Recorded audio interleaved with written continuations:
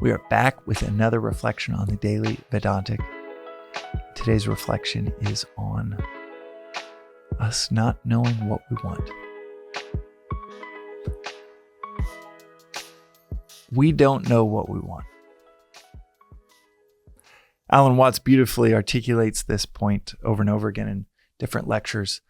But one of my favorite articulations that he said around this topic is that we don't know what we want because of two reasons. If you really are pushed to write down, what do you ultimately want? The ideal life, the ideal scenario for yourself.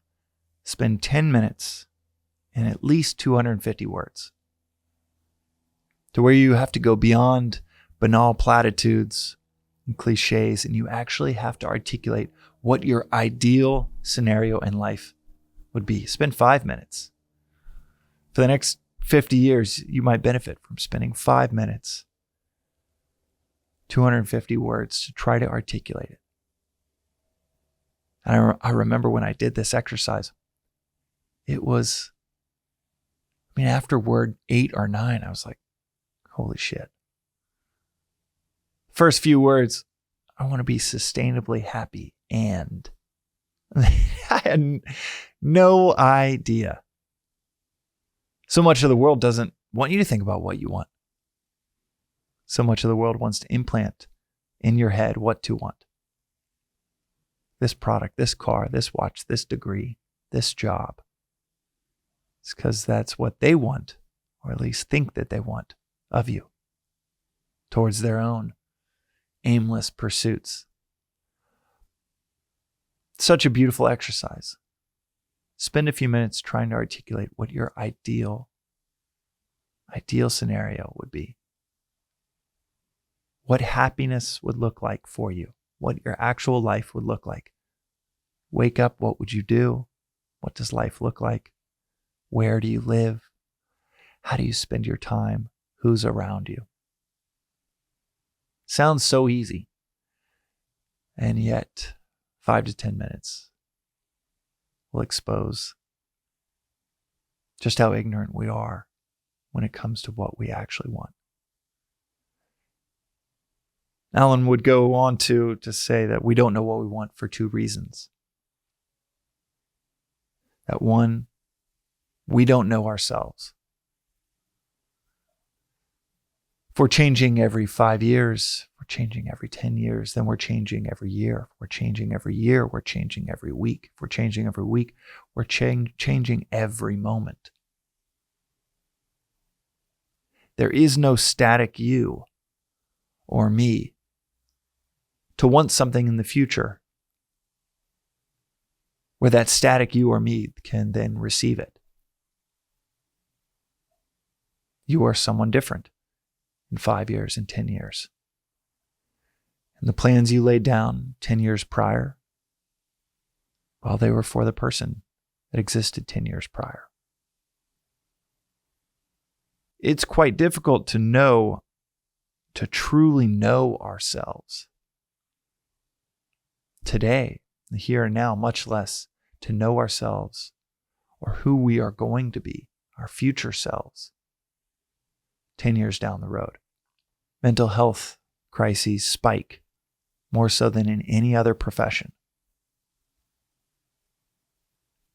because they're questioning whether they wanted this at all, whether they wanted what they just got after spending the better part of a decade pursuing it. And these are exceptionally intelligent people to even find themselves in a scenario of getting that PhD that they fought so hard to get, to then find themselves in a scenario where suicide rates spike, again, more so than any other profession or any other time within a profession. It is this window right after receiving your PhD in a field that you are now an expert in, that you have the accolade that you've been pursuing for years. The second reason that Alan Watts said that we do not know what we want, he said that we don't know what we want because we already have it. Just the question that you get when you're 6. What do you want to be when you grow up? The question you get when you're 23 on a date. What do you want in life? These kinds of questions imply that what you want is out there. What you want to be is out there.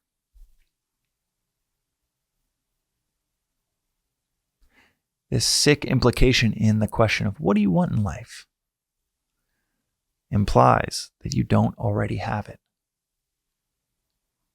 Very few of us sit down with that 10-minute exercise, the 250 words, and say, I already have it. And it looks like this. My day is this. My challenges are these. The people that I care for are these people. Very few of us would write down and rebuff the question that we have what we want, because we are so hypnotized into thinking that none of us do. Most certainly not myself. Definitely don't have what I want. But it's this last part that I think is worth talking about a little bit more, which is the ignorance in our desire. The most significant ignorance in our desire, in what we want, is that we think it is out there.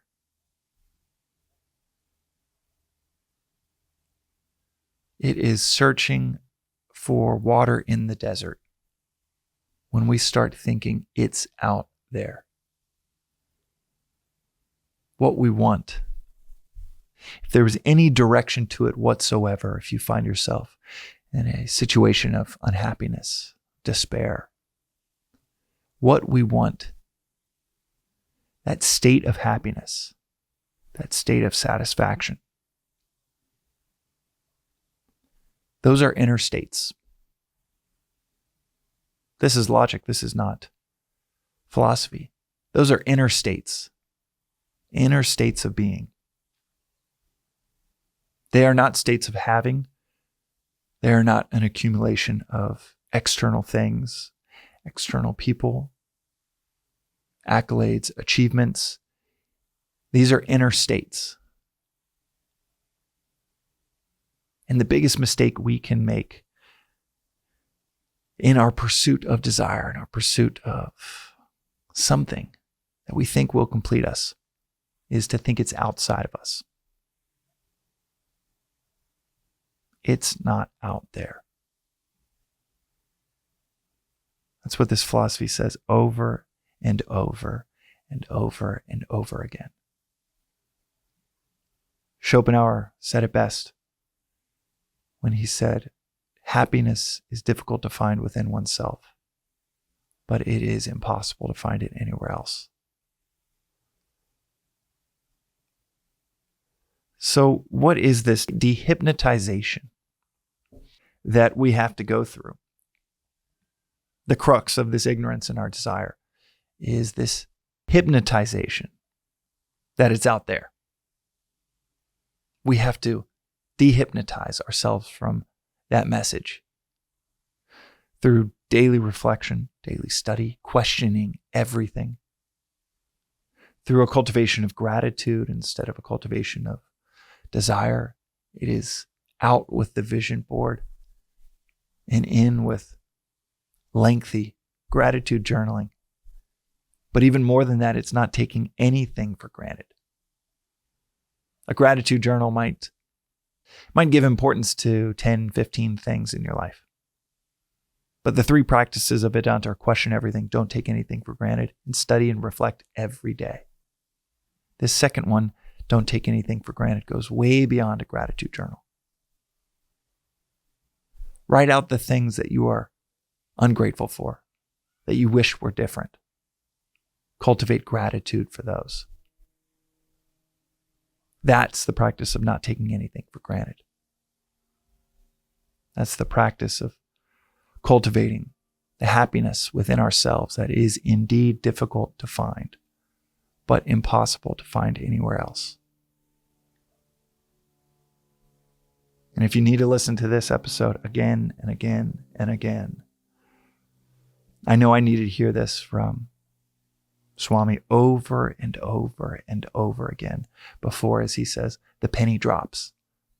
Many of these concepts we have to hear 100 times, maybe a couple hundred times. And then one day, it just clicks. You can even state it or see it logically. Happiness is not in that brand new guitar. It is not in that car. It is not in that job. Happiness is an internal state, but to really know it, to reflect on it, to know it, to understand it, and then to experience it is something totally different than hearing it.